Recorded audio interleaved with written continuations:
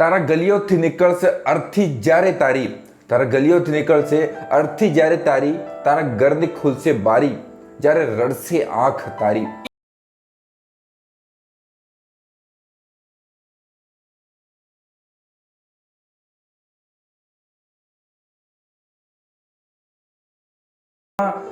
આપણાવાળા લોકોની જિંદગી બરબાદ વર્ષોથી થતી આવે, આજ બી થાય ને આગળ બી થાય, તેમ છતાં પણ આ ચેન રૂકવાવાળી નહીં.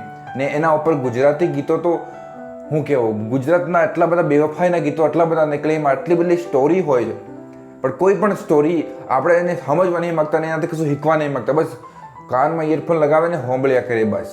અને એ લોકો પૈસા કમાતા જાય, એનાથી કોઈ પ્રોબ્લેમ નહીં, પરંતુ આપણે આપણી જિંદગી બરબાદ કરી નાખે છે. એવા આજની તારીખમાં ઘણા એ મારા પણ દોસ્ત છે, એમાં જિંદગી પૂરી તરીકે છે લોકોએ બરબાદ કરી દીધી. આ દુનિયામાં જેટલી બી છોકરીઓ હોય, ચાહે કાળી હોય, ધોળી હોય, નાની હોય, મોટી હોય, ગરીબ અમીર, કેવા બી ટાઈપની છોકરીઓ હોય, છોકરીઓના દુનિયામાં માર્કેટ છે જ. ગમે એટલી છોકરીઓ હોય એનું માર્કેટ હોય, ગમે એટલા છોકરાઓ હોય એના પાછળ પડ્યા રહે. કારણ કે ભગવાને આ સિસ્ટમ જ એવી રીતના બનાવી દેલી, એક છોકરા છોકરી પાછળ જોઈ જ એને આકર્ષિત થાય જ, અટ્રેક્ટિવ થાય જ. ભગવાનને આ સિસ્ટમ એવી રીતના બનાવી દેલી કે લોકો એક આકર્ષિત થાય તો જ આ દુનિયા આગળ ચાલે.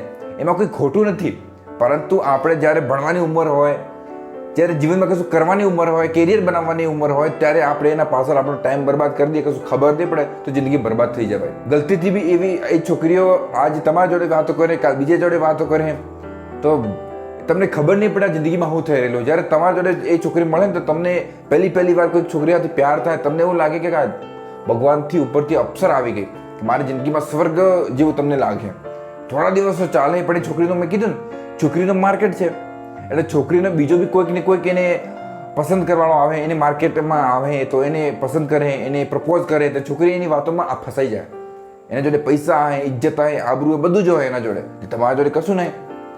તો એ છોકરી ધીરે ધીરે કરે એના જોડે શિફ્ટ થઈ જાય, તમને ખબર નહીં પડે, અને ધીરે ધીરે તમને બિલકુલ ઝટકો આલે, તમારા હાથે બેવફાઈ કરી દે. પણ ત્યારે જ્યારે તમારા જોડે બેવફાઈ કરે ત્યારે તમને એવું લાગે કે ભાઈ જિંદગી બિલકુલ બરબાદ થઈ ગઈ.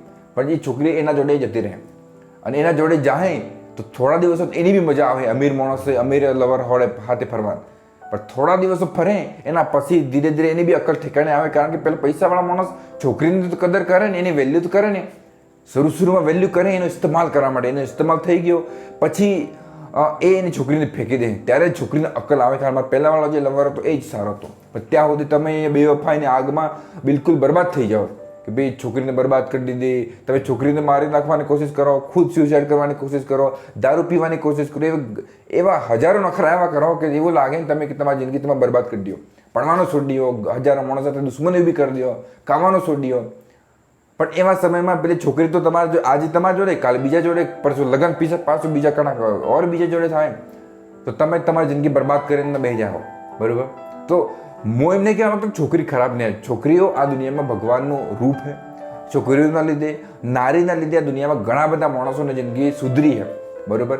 તો એમાં નારીનું અપમાન હું નહીં કરતો, પરંતુ જ્યારે તમારે કેરિયર બનાવવાની ઉંમર હોય, જ્યારે તમારે જીવનમાં કશું કરવાની ઉંમર હોય, ત્યારે તમે કોઈ છોકરીને પ્યારમાં પડો તો એને બધું જ નખ્યાલ દીવો, કે બધું એના પર કુરબાન નક્કી કરી દીવો કે ભાઈ તો જ મારી.